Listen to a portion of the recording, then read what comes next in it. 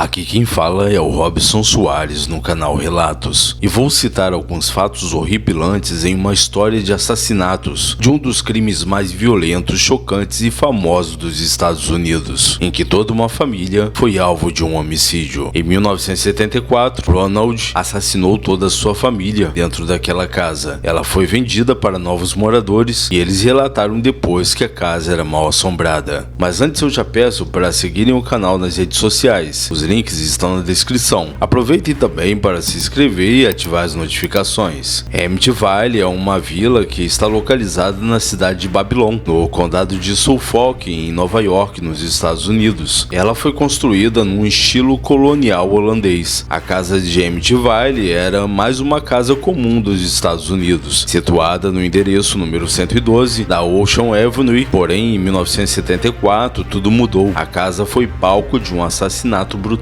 Um dos integrantes da família DeFeo matou todos os seus familiares. O responsável pelos assassinatos foi o irmão mais velho, Ronald Jr. Também era conhecido pelo apelido de Butch, mas quem teve a ideia inicial foi a sua irmã de 18 anos. No ano seguinte, em 1975, a família Lutz, após apenas 28 dias de estadia na casa, fugiram apavorados, dizendo que a casa era mal assombrada. Mas vamos saber um pouco quem eram os DeFeo. A família DeFeo era uma clássica família americana. Era composta por vários membros aparentemente felizes que moravam em uma bela e grande casa. Porém, para Ronald Jr., o filho mais velho, esse clássico estilo de vida americano não parecia estar ao seu agrado. Os amigos faziam muito bullying com ele e o seu pai o humilhava em casa. Então o garoto foi crescendo, ficando mais forte e começando a reagir a essas atitudes. Aos 17 anos, sob a influência de algumas drogas, se envolveu em pequenos furtos. Mais tarde, ele foi expulso da escola por uso de drogas. Seu comportamento era instável e havia surtos de psicose. Com este temperamento explosivo, ele participou de diversas brigas. Até o pai percebeu que o comportamento agressivo do filho era normal. O pai e sua esposa Louise queriam levar o jovem a um psiquiatra, mas ele recusou a ajuda. As disputas entre o pai e o filho se tornaram mais frequentes e mais perigosas. Certa vez, quando os pais de DeFeo discutiam, o filho pegou uma espingarda, desceu as escadas e atirou no pai, mas não o acertou. Ronald Sr. ficou em choque e seu filho não pareceu nem um pouco preocupado por ter atirado e quase ter matado seu pai. A situação foi piorando cada vez mais, até resultar no assassinato da família. Na noite de 13 de novembro de 1974, às 3h15 da manhã, Ronald Jr. levantou de sua cama, pegou o seu rifle e assassinou a sua própria família. Os pais da família DeFeo foram baleados 2 vezes, enquanto as crianças foram mortas com um tiro apenas. Não se sabe o real motivo que levou o Ronald Jr. a ter assassinado sua família inteira a sangue frio. Porém, algumas fontes indicam que Ronald Jr. usava drogas e tinha transtorno bipolar. As vítimas foram Ronald DeFeo Sr., de 43 anos, Louise DeFeo, de 42, e os seus 4 filhos, as meninas Dawn, de 18 anos, e Ellison, de 13 anos, e os 2 meninos, Mark, de 12 anos, e John Matthew, de 9 anos de idade. Todos foram baleados com um rifle modelo Marlin 336C, calibre .35. Logo após, Ronald DeFeo Jr. dirigiu-se até o Henry's Bar, em Amityville. Ronald Jr. e um pequeno grupo de pessoas foram então para o número 112 da Ocean Avenue e lá concluíram que os pais de DeFeo estavam realmente mortos. Um integrante do grupo então fez uma ligação de emergência para a polícia do condado de Suffolk, que chegou logo em seguida e fez uma busca na casa, e constataram que os 6 membros da mesma família foram mortos enquanto dormiam. Ronald DeFeo Jr. era o filho mais velho da família. Na época tinha 23 anos. Ele foi levado para a delegacia local para sua própria proteção e no dia seguinte ele confessou a autoria dos assassinatos. A defesa tentou alegar insanidade mental aliada a abuso de álcool e drogas, mas o júri decidiu que Ronald estava consciente de seus atos e acabou condenado em dezembro do ano seguinte, em 1976, à prisão perpétua. Morreu em 12 de março de 2021, aos 69 anos. Em 1975, um ano após o ocorrido com a família família DeFeo, os recém-casados George e Cat Lutz se mudaram com os filhos para o número 112 da Ocean Avenue. Eles aproveitaram o valor da residência, que estava na época muito abaixo do mercado, provavelmente pelo que ocorreu há um ano atrás, considerando o seu tamanho, com piscina e até casa de barcos. Tudo parecia maravilhoso. A nova família, formada pelo casal e os filhos de Cat de um casamento anterior, Daniel, de 9 anos, Christopher, de 7 e Melissa, de 5. Um dia antes da mudança, o padre Ralph J. Pecoraro visitou a casa para benzê-la. Foi nesse momento que acontecimentos estranhos começaram. Bastou um pouco de água benta para o padre escutar uma voz maligna e um enxame de moscas voando no quarto que foi abençoado. E logo uma voz disse para que saísse de lá imediatamente. Isso foi o suficiente para o padre nunca mais voltar àquela casa e inclusive aconselhar Cat Lutz a não comprar. Porém, ela não pareceu se importar muito com isso. A partir daí, cada dia na casa representava uma nova descoberta bizarra e inexplicável. No começo, eram coisas pequenas. A família inteira sentia cheiros estranhos e desagradáveis em alguns ambientes. Em certas partes da casa eram muito geladas, em lugares que não possuíam corrente de vento. Muitas moscas invadiam a casa, mesmo durante o inverno. Em uma ocasião, quando estava sozinha, Cat escutou uma janela sendo aberta e fechada novamente em seu quarto de costura. A casa era enorme, possuía 2 salas, 3 corredores, 2 longas escadas, 3 andares, 4 quartos para as crianças e 1 para costura, 3 banheiros, uma cozinha, sem contar que tinha um enorme quintal e uma humilde casa de barco. Poderíamos até concluir que muitas coisas que foram relatadas pela família seria possível atribuir ao fato de não estarem ainda acostumados com a casa, concordam? Mas as coisas começaram a piorar quando Missy, ou Melissa, que era a menina de 5 anos, começou a falar sobre o seu amigo imaginário. Seu amiguinho se chamava Jody e, de acordo com os desenhos feitos pela menina, era uma criatura parecida com um porco, com olhos vermelhos e brilhantes. Na noite de Natal do mesmo ano, George estava trancando a casa de barcos e olhou para o resto da residência. Em uma das janelas, ele viu Missy, sua filha, e Jody atrás da menina. Quando subiu, correndo, a encontrou dormindo na própria cama, com a cadeira de balanço ao seu lado, se mexendo para frente e para trás cadenciadamente. De acordo com o casal, eles também presenciaram o gosma verde descendo pelas paredes e fechadura do quarto de brincar. Uma observação um tanto